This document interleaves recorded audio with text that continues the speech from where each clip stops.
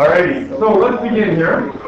So, a little history lesson today about the Earth's magnetic field, and a couple of terms, Graham, that you're going to need to know. Cool. My turn now? Yeah.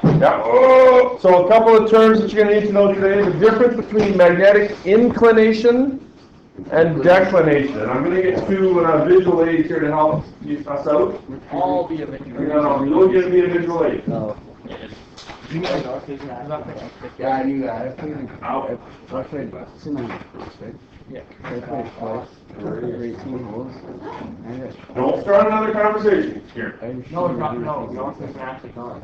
No, Kieran, he said, where were you? Okay. Do you know the difference between horizontal and vertical? Yep.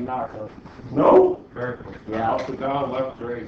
Which one is which, right? Vertical is up and down. Vertical is up and down. Okay, well, time to focus on me.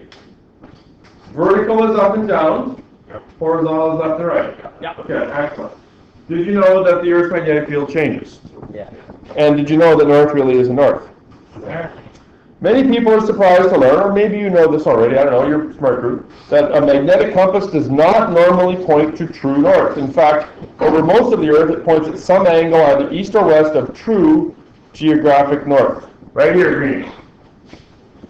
And every time we feature The direction in which the compass points at some angle east or west of true geographic north. The direction in which the compass points to is referred to as magnetic north. Magnetic north. And the angle between magnetic north and the true north direction is called magnetic declination. Magnetic declination. It is a horizontal difference. Okay? So with my little compass thingy here, okay, it's kind of pointing almost directly ahead. We'll just say it. Okay? Let's assume that Nick is the magnetic North Pole. And that safety still kit bag there is the actual North Pole. Okay? So there's this small little angle between the two. Now, for us, way down here, even farther south, is that angle a big deal? Yeah. No. Nope. Not really, right? What happens as you get farther and farther north? It becomes more. How much is the angle? How much is that angle? Now it's dramatic, right? It's a significant difference. And in fact, as you get farther and farther, it gets worse and worse and worse. Same thing is true when you go south for the South Pole, actually. Okay? So that angle right there, you need to know the word. Yeah. What's that? Because there's tilt? Yeah. You need to know this word, magnetic declination. You'll often hear the terms variation, magnetic variation, compass variation used in place. So those are all synonyms, words that mean the same thing. And I believe it was in that video that we watched as well. They talked about that.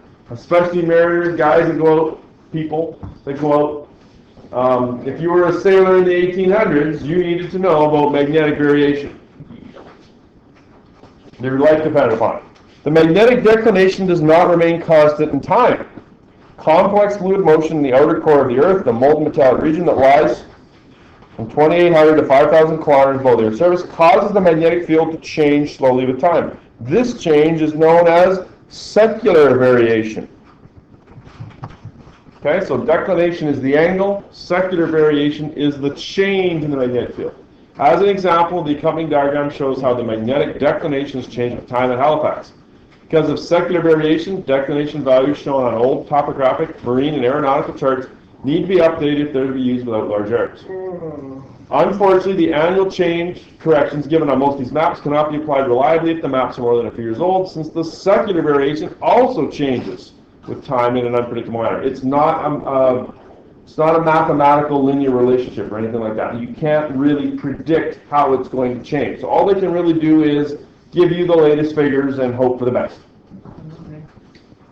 If accurate declination values are needed, and if recent editions of the charts are not available, up-to-date values from Canada can be obtained from the most recent geomagnetic reference field models produced by the Geological Survey of Canada. So there are magnetic nerds out there that go out and measure the Earth's magnetic field, and they come back and they put their little report together, and then they give it out to people as a map kind of thing, right? So if you look carefully here at this picture, I don't know how close you can see on yours. I'll see if I can zoom in a bit here.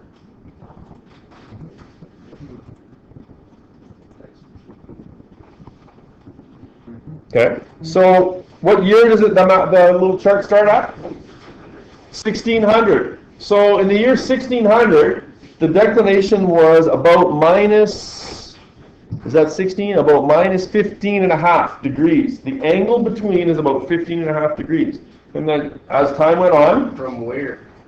the angle between magnetic north and true north at Halifax, in the Halifax region, is about minus 15 or so. And then over time, about 1750, it went to minus 12, the angle decreased, and then for some reason it went wildly larger.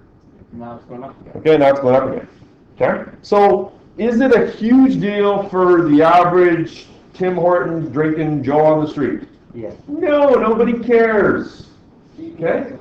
GPS will fix it, yeah. Well, actually, a lot of this stuff is sort of made obsolete by GPS systems. There's no doubt about that, right? But there's still a need for it because it ain't going away, right? GPS system could certainly go down. So, the magnetic compass has been used for navigation for hundreds of years. At one time, it was the only reliable means of direction finding on days when the sun and stars were not visible. Nowadays, sophisticated equipment, GPS, is available that enables users to determine their bearing accurately and to pinpoint locations to within a few meters. However, such equipment has not made the compass obsolete. It's still a very practical tool for navigation for many small craft and for people on foot. Even airplanes and ships equipped with more sophisticated equipment often carry compasses as backups. If anyone working on their pilot's license, maybe me can help us. Do they teach you compass stuff? Yeah? Yeah, so you know kind of some of the stuff. Yeah. Compasses come in a variety of shapes and sizes depending on their intended use. The type of compass used on a ship or an aircraft is a complex device capable of compensating for both the motion of the craft and its metallic structure, because it's going to be like attracted to it, right?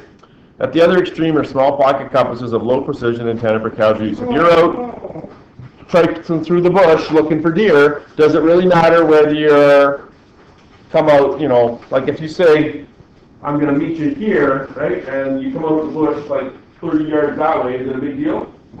Not really a big deal. But if you do that over time, right, like if you jump in an aircraft and you fly to Iceland, tiny little island in the middle of the North Atlantic, and all you've got is a compass, You're going to be a long way off. and you miss by a couple of degrees, yeah, you're going to be in trouble, because there's this thing called gas, you know, when you run out of it, and then the ocean, not good. Yeah. Regardless of their intended purpose or the complexity of their construction, most compasses operate on the same basic principle. And the one there that's sitting in front of Nick, same idea. A small, elongated, permanently magnetized needle is placed on a pivot so that it can rotate freely in the horizontal plane. It will rotate left and right. The Earth's magnetic field, which is shaped approximately like the field around a simple bar magnet, exerts forces on the compass needle, causing it to rotate until it comes to rest in the same direction as the magnetic field. So it aligns itself with the Earth's magnetic field. Over much of the Earth, this direction is roughly true north, which accounts for the compass's importance for navigation. The horizontal force of the magnetic field, responsible for the direction which the compass needle is oriented, decreases in strength as one approaches the north magnetic pole, where it is 0. Close to the pole, an area is reached where the frictional forces in the pivot are comparable to the horizontal force of the magnetic field. The compass starts to behave erratically, and eventually, as the horizontal force decreases even more, the compass becomes unusable. And you can see there on your map, there's a grayed out area where the compass really isn't much good. Here's the problem, okay? The magnetic field goes down into the Earth, right, like this. So as I go farther and farther north, this compass, this is a compass, except it's a vertical compass. As I go farther and farther north, what's going to happen? It's going to point more and more down, right? This one, too, is going to point more and more down. But it gets to some point, like right here, where it can't go like this anymore. Doesn't matter where I go, it doesn't want to go left or right. So in other words, the compass is unusable. Okay, it's not good. You don't want to be in the Arctic without a working compass. Since magnetic observations are neither uniformly or densely distributed over the Earth, and since the magnetic field is constantly changing in time, it's not possible to obtain up-to-date values of declination directly from a database of past observations. You can't just go back and look at the data and say, okay, well, this is what it's going to be this year. Instead, the data are analyzed to produce a mathematical routine called a magnetic reference field model, kind of like an algebraic equation, from which magnetic declinations can be calculated. Global models are produced every 5 years. These constitute the series of international geomagnetic reference field models. The latest one was produced in 95 and is valid into 2000. This article is really old. Is there a date when I printed it? Somewhere on the article there? 1999. Did I print it in 1999? I had hair back then. At 1:36 p.m. Yeah? Oh, those were the good old days. What was the date? 1999, what was the date? 6/7. June the 7th. July. July. June 7th, probably. 6/7? Yeah, so like 2 days ago. June. 2 days ago. 6 months. Yeah. 7th of July. Yeah, but the 6th is first. I wouldn't have done it in July, trust me. All right. Yeah. 16 years ago. Good old days, Graham. You went to bed. Okay, so yeah, I'm sure they've done recent ones. The Canadian one is a model of the Canadian region, produced using denser data over Canada than we use for the IGRF. And because the analysis is carried over to a smaller region, the CGRF can reproduce smaller spatial variations in the magnetic field than can the IG one. Blah, blah, blah, blah, blah, nobody cares. Find Manitoba on that map. Right there. Find Dauphin. Right there. Okay, so tell me approximately what is the magnetic declination. Oh, that's not what I wanted. What is the magnetic declination here in good old Dauphin? Approximately. What is it? About 8-9 degrees east. Okay? Here is magnetic North Pole, right here. Here is actual North Pole. So when your compass points north, it's really pointing 8 degrees. Well, sorry, the true North Pole is 8 degrees east of magnetic north. So that angle, a little tiny angle in between Nick and the old school bag, is about 8 degrees. And it's important for Canada to have magnetic. I'll live like more. Yeah, well, and we are not very densely populated, right? So there's certainly a safety. Yeah. Have you ever seen a diagram like that? Nope. Never? You probably all have one What's the spider one? just outside your home. Probably not. You probably do. I pretty much guarantee it. How many people have a compass on their vehicle? No. Yes, you do. Almost every car built like since about 2000 has a compass, right? Everyone's car manual has a map just like that, because if you take your vehicle and you drive from Manitoba and you drive all the way out to northern BC, your compass isn't going to work in your car. Actually, Well, it's going to work, but it's going to be wrong. Because here the declination is about 8 degrees, and here it's like 28. How do you reset it? You're gonna in your car manual is this diagram, right? And so you actually, that's how they tell the car owner you have to calibrate. They'll probably take you to like a dealership or whatever, but they'll point you north and then they'll reset it based on these declination values. It's in I've seen it in your car manual. Have a look in your manual, it's there. And it probably, this is 1995, it's probably been updated since, right? Now, does it really matter if your car says north or northeast? Yeah. Yeah? You're one of those. Yeah. Because the difference between north and northeast is like 45 degrees. Yeah. But it's in there. I'm going north, it's okay, but if I'm going north, Yeah, you don't like that? Okay. Blah, blah, blah, blah, blah. It's generally agreed that the international one achieves an overall accuracy of better than 1 degree in declination. Accuracy is better than this in densely surveyed areas such as Europe and North America, worse in oceanic areas such as the South Pacific. You would think that the opposite would be beneficial, right? Yeah. Because if you're stranded in the middle of Nowhere. Cleveland, it's not that big of a deal. You can find some help. If you're stranded in the middle of the Pacific, Graham, that's a problem. Graham, compass is backwards in its track. Is it? Maybe just look at it in the mirror or something. Rather. Okay. Tracking the North Magnetic Pole. Here's the history lesson. Flip the page to this one here. During the 16th century, mariners believed that somewhere in the north was a magnetic mountain that was the source of attraction for compasses. So they thought there was this great big giant magnetic mountain. Not quite, but you can see where they're going. Well, unfortunately for any ships that strayed too close to it, it'd be a problem, right? It was not until 1600, someone came up with a better idea. A guy by the name of Sir William Gilbert, physician to Queen Elizabeth I, suggested that the Earth itself was a giant magnet and that the force that directed the compass originated inside the Earth. Using a model of the Earth made from lodestone, a naturally occurring magnetic rock. So he took like that rocks that I passed around a week or so ago, had a big one, had a sculptor make a ball out of it, right? And he showed that as you went north, the magnetic field dropped, went inside the Earth. I'm sure it thrilled the Queen. Well, he would take a compass like this, right? Oh, that'll work. He would have probably created a compass like this. I don't know if we can follow lodestone. Well, no, like just a regular one like this, right? But he had this big ball of lodestone, and he would show that as you went around, it would actually point straight up and down. So what's going to happen if we went on a magic school bus field trip? Everyone always says that. I always wait for it. And went to the magnetic North Pole. What would happen to this compass? Point straight down. You know you're at magnetic north when this kind of compass points straight down. In one generation from now, you won't be able to make that joke. So now we're going to talk about Yeah, you're right. That'll be a sad day. it. Maybe there is a magic school bus on the North Pole. I should look. I'll do it in a bit. It's not gonna be a magic school bus. You never know. It's magic. Can you take a picture? Yeah. Okay, so using a model of the Earth made from lodestone, he showed that there should be 2 points on the Earth where a magnetized needle would stand vertically at north and south magnetic poles, just as you guys just said. Right? So the compass, easy guys, easy. Compass will point straight up and down. This is basically the same definition used today. At the magnetic poles, the Earth's magnetic field is perpendicular to the Earth's surface.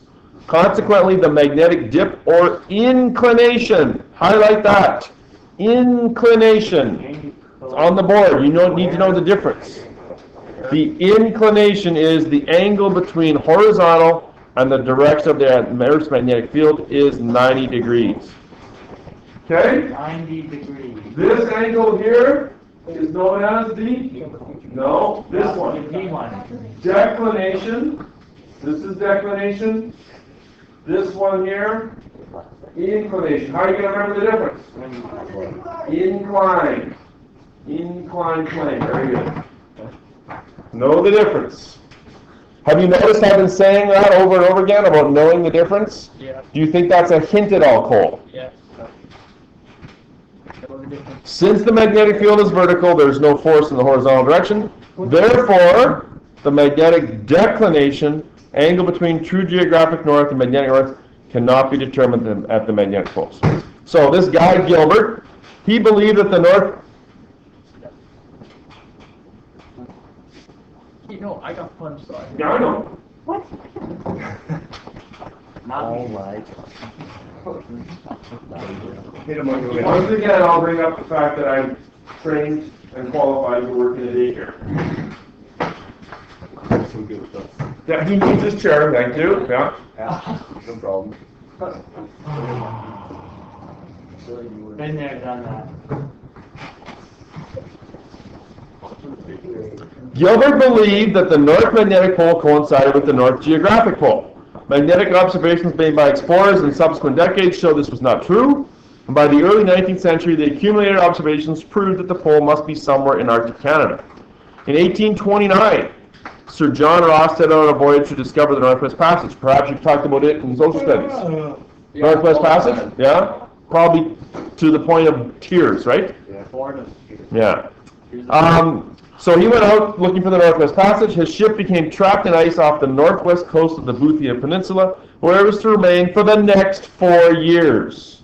He got stuck in the Arctic for 4 years. No phone, no charger with him, no Wi-Fi. Sir John's nephew, James Clark Ross, used the time to take magnetic observations along the Boothia coast. He had nothing better to do than take magnetic field observations. That's how bored he was. These convinced him that the pole was not far away, and in the spring of 1831, he decided to set out and reach it. On June 1st, 1831, at Cape Adelaide, are you getting goosebumps? Oh. At Cape Adelaide, on the west coast of the Boothia Peninsula, he measured a dip of 89 degrees, 59 minutes. For all practical purposes, he had reached the North Magnetic Pole. What do they mean by 89 degrees, 59 minutes? Not sure. No? Every degree, if you look at your protractor that one of you have, the little degree marks are broken down into 60 seconds. Kind of like, meters and 100 or like meters and centimeters, but it's broken down into minutes. So it was not exactly up and down, it was 89 degrees and 59 minutes? Yeah. Like it was one 1/60th of that. Oh, how can you measure that? Genius. Well, he had a really big one, yeah. He would have had a much bigger one than this. This is just for visual aid kind of thing. So he was basically standing on the North Magnetic Pole. And if you want to get really exact, then there's also... There's degrees of minutes as well. There are seconds, yeah. So what's the strongest right there at the pole? I guess it would be the strongest because the field lines would be closer together, you're right. And it's directly straight down. So if you hold like a little piece of metal, can you feel it move or no? I don't know about that. I've never been there myself. Actually, one time when I was flying to Europe, we flew over the North Magnetic Pole. I remember that as a kid. The plane got sucked down. Yes, and I spent the next 4 years trapped in ice. I took magnetic observations. The pole is right there. Every day I said that. The next attempt to reach the North Magnetic Pole was made some 70 years later. Is there like a fence post there now? I don't know if there's anything. Well, it moves. You're going to find out right away that it moves. It was right here yesterday. Yes, the pole's right here today. Yeah. 70 years later, you may have heard of this guy, Roald Amundsen. In 1903, he left Norway on his famous voyage through the Northwest Passage, which was in fact his secondary objective. His primary goal was to set up a temporary magnetic observatory in the Arctic and to relocate the North Magnetic Pole. He wanted to know if it had moved. So in 1831, it was right there. In 1904, Amundsen found it there. Our pole position was next determined by the Canadian government. Scientists shortly after World War II, Paul Serson and Jack Clark of the Dominion Observatory measured a dip of 89 degrees, 56 minutes at Allen Lake on Prince of Wales Island, up here. This, in conjunction with other observations made in the vicinity, showed that the pole had moved some 250 kilometers northwest since the time of Amundsen's observations. Subsequent observations by Canadian government scientists in 62, 73, 84, 94, and likely a couple times since, show that the general northwesterly motion of the pole is continuing and that during this century it's moved on average about 10 kilometers per year. So every year it moves about 10 kilometers in a kind of a northwesterly kind of wandering fashion. So it's slowly going. It's slowly, and remember we talked about at the start about those magnetic flip-flops, right? So they think that this motion is actually part of, oddly enough, it's actually moving, you'd think it would be moving away from North Pole, but it's actually moving towards it. Okay, there's another term you need to know, diurnal motion. Now, this is not a term used for when there's two urinals in the bathroom. That was a joke. Diurnal. Okay. Oh, it's a parade. And there's clowns, too. Diurnal motion. Anyone know what the word diurnal actually does mean? Do you know? Sort of, that's close. It's daily. It's important to realize that when we talk about the location of the pole, we are referring to an average position. The pole wanders daily, kind of like a hobo, in a roughly elliptical path around this average position and may frequently be as much as 80 kilometers away from this position when the Earth's magnetic field is disturbed. The diagram shows the average path on a magnetically quiet day and a magnetically disturbed day. That kind of is a weird thing to say, magnetically disturbed. Okay, so in the middle of this kind of ellipse. What? This? Yeah. Okay. Graham, please. Please. What is it? What, Graham? Click on it. No, I'm not gonna click on it. The pole actually wanders daily, kind of around like this, and that position that those dudes have measured is kind of the average in the middle. Why is the pole moving?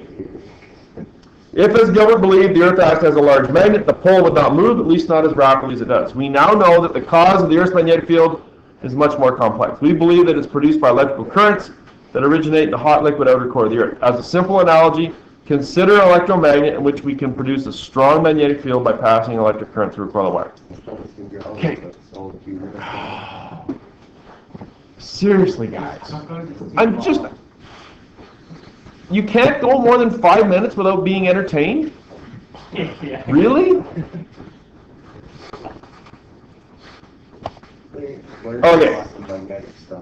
The position of the north magnetic pole is strongly influenced by secular variation in its vicinity. For example, if the dip is 90 degrees at a given point this year, that point will be the north magnetic pole by definition. However, if it changes, then the north magnetic pole moves.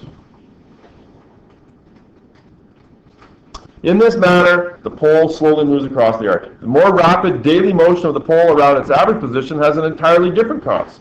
If we measure the Earth's magnetic field continually, such as done at a magnetic observatory, we'll see that it changes during the course of the day, sometimes slowly, sometimes rapidly. The ultimate cause of these fluctuations is the sun. The sun constantly emits charged particles that, on encountering the Earth's magnetic field, cause electrical currents to be produced in the upper atmosphere, and these electric currents disturb the magnetic field, resulting in a temporary shift in the pole's position. The distance and speed of these displacements, of course, will depend on the nature of the disturbances in the magnetic field, but they are occurring constantly. Blah, blah, blah, blah. In '94, these two dudes, Larry Newitt and Charles Barton of the Australian Geological Survey, conducted a survey to determine the average position of the North Magnetic Pole at the time, working out of Resolute Bay, Northwest Territory. Trivia fact, my cousin spent 2 years in Resolute Bay. What now, Lane? Why? He doesn't have a... I'm just taking a sip. That's all it is. They established a temporary magnetic observatory on Lockheed Island close to the predicted position of the pole. This allowed them to monitor short-term fluctuations of the magnetic field that resulted in the daily motion of the pole. They determined the average position of the North Magnetic Pole in '94 was located on the Noise Peninsula, southwest Elephant Rings Island. At that position, the yearly motion of the pole is now increased, and it's now up to 15 kilometers per year. So it's moving faster and faster. Remember, this is back in 1999. Accelerating. It's accelerating. We are in the middle of a magnetic flip-flop. I have no idea. Maybe we're at the end. When it happens, you can think of me, Graham. Fondly, I'm sure. Yeah. The reasons for that the pole generates so much interest have changed over the years. For Ross, the search for the pole was a byproduct of scientific nationalism and the fact that he was bored out of his mind, trapped in the ice in the Arctic. How did he survive? What did he? I would imagine they had to hunt and fish. Lots of seal balls. They probably didn't get a lot of fruit. For Amundsen, it offered a good excuse to sail through the Northwest Passage. Today, we are interested in the pole as a tool for magnetic cartography. What is cartography? Map making. To understand its importance, we must understand what magnetic declination is. We've talked about that already. The North Magnetic Pole is a feature unique to Canada. We are the only country in the world that has a North Magnetic Pole. We are the keepers of the pole. We are special. We are special. Although Russia has the North Pole. I don't know who owns that. I don't know. Well, they have it because they put a flag on it. Yeah, they claimed it, but It's sort of moved the pole. it's responsible for the most complex pattern of magnetic declination of any country in the world. We, because we're so close to it, our angles are giant. Right? You go like to Mexico, the angles are so tiny that they don't even care. The angles are small. Remember, as you go north, right, what happens to this angle? Look at it, it's giant now, as I go north, right? As I go south, it's getting warmer, right? Angle's small, don't care. What happens when you get closer to the south? Then it starts to go the other way, right? So it gets wide again. Yeah, it gets wide again, exactly. And do the compasses point at the South Pole? Yeah. Absolutely. Well, because if this one's pointing north, the other one by default must point south. Exactly, right? What about this thing? What will happen as you go farther north? Goes lower. As you go down south to the equator? flatter, and then as I go even farther south to the South Pole, it's going to go the other way, straight up and down, right? Okay. That's all I have to say today. There's a few questions there that kind of help you sort of summarize. You can choose to do them if you wish or not. You've got about 20 minutes left here. You can use this time for exam study purposes, getting your mind organized. I'm going to go see if I can find a school bus. Yeah. Mr. Ben, didn't we give you the first couple tests? I have all mine. I think you should have them all. Okay, because I remember. Yeah? You I think you're thinking over grade 10. I'm pretty sure American School Bus has a few episodes on it. Probably, yeah. Okay. Now it's your time. Like,